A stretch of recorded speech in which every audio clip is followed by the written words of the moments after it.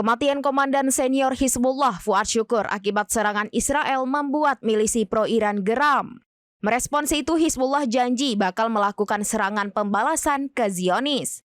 Sejumlah pejuang Hizbullah mengibarkan bendera di atas sebuah bukit di perbatasan Lebanon dengan Israel. Bendera merah diartikan sebagai penanda penuntut balas atas kematian Fuad Syukur.